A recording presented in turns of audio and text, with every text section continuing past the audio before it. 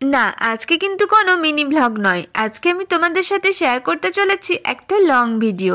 আশা রাখবো ভিডিওটা তোমাদের অনেকটা ভালো লাগবে। নমস্কার বন্ধুরা, কেমন আছো সবাই? আমি রশনি, আমার আরও একটি নতুন ভ্লগে তোমাদের অনেক স্বাগত জানাই।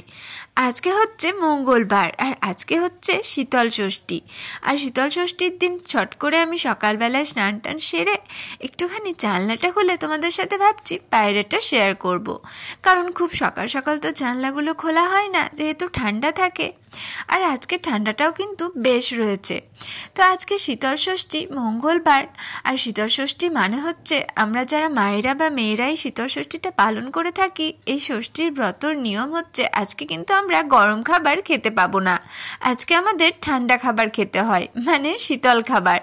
তাই গতকালকে তো সরস্বতী পুজো ছিল, তাই গতকালকেই আমাদের খাবার বেশি করে করে রাখা হয়েছিল, মানে ভাত তরকারি এগুলো বেশি করেই করে রাখা হয়েছিল। আর তোমরা তো সকলেই জানো, যাদের যাদের এই শীতল ষষ্ঠীটা রয়েছে তারা তো সবাই জানো যে আজকে আমাদের গরম খাবার মুখে দিতে নেই। অবশ্য বাচ্চাদের জন্য তো গরম ভাত হবেই, কিন্তু আমাদের মায়েদের জন্য এই নিয়মটা। তো দেখো আমি রেডি হয়ে ফেলেছি, আর কি রেডি হয়ে নিচ্ছি, ঝট করে চুলটা আঁচড়ে নিচ্ছি মা ষষ্ঠীকে জল দেবো বলে। তো দেখো ঝট করে আমি রেডি হয়ে নিয়ে এবার ঠাকুর ঘরের দিকে যাব। তো ঠাকুর ঘরে এসেই আগে ধূপ প্রদীপটা জ্বালিয়ে দিয়েছি। ধূপ প্রদীপ জ্বালিয়ে আমি ভালো করে মা ষষ্ঠীকে জল দিয়ে নিলাম। তো তারপর জল দিয়ে আমি মা ষষ্ঠীর ব্রতকথা বইটা পড়ে নিলাম। তারপর ছেলেকে ফোঁটা দিয়ে একটুখানি রেডি হয়ে চললুম আজকে বাবার বাড়ির দিকে। যেহেতু এসে থেকে তো বাবার বাড়ি যাওয়া হয়নি, তাই ঈশানবাবু আর আমি চললাম বাবার বাড়ি। ঈশানবাবুর অবশ্য মামার বাড়ি, যদিও মামা তো নেই, তাই দিদার বাড়ি বা দাদুর বাড়ি বলা যেতেই পারে। আসলে এসে থেকে যাওয়া হয়নি, তাই মা বলল চলে আয় আজকে। তো চেনা রাস্তা ধরে অবশেষে পৌঁছে গেলাম মায়ের বাড়ি। আর এসেই দেখছি এই ছোট্ট কিউট সোনাটা এখন বসে রয়েছে দাদার কোলে।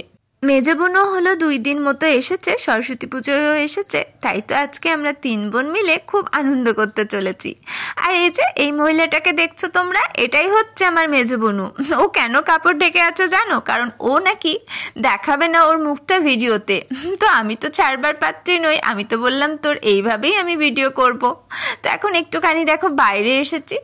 এখন এটা আমার ছোট বোনু এখন ছবি তুলছে, 2 ভাই বোনের এখন একসাথে। আর ফাইনালি কিন্তু দেখো আমি আমার মেজো বোনুকে দেখিয়েই ফেলেছি তোমাদের।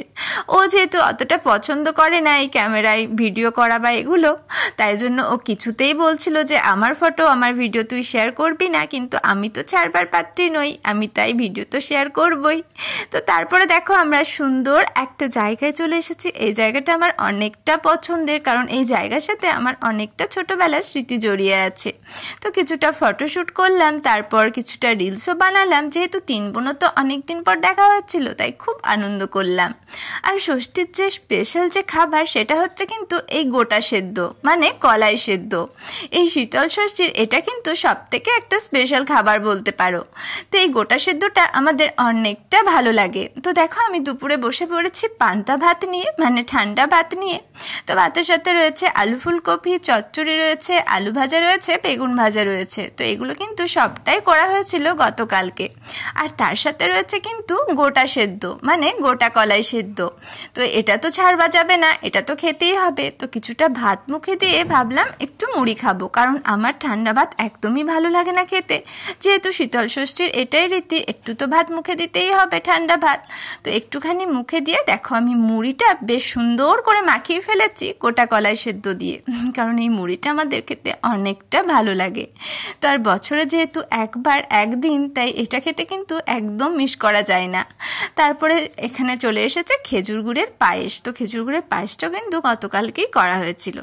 তো দেখো এখন খাচ্ছি মুড়িটা, খুব সুন্দর লাগছিল খেতে, কারণ এটার টেস্ট কিন্তু অসাধারণ। তোমরা যারা শীতল ষষ্ঠী করো তারা তো অবশ্যই জানবে যে কলাই সেদ্ধর স্বাদ কিন্তু সবসময় সুন্দর হয়। তো অবশেষে চলো সন্ধ্যেবেলায় একটুখানি আড্ডা চলছে আমাদের। তো আজকের মতো কিন্তু ভিডিওটা এখানেই শেষ করলাম। সবাই ভালো থেকো, সুস্থ থেকো, আর অবশ্যই ভিডিওটি ভালো লাগলে একটি লাইক কমেন্ট শেয়ার করো।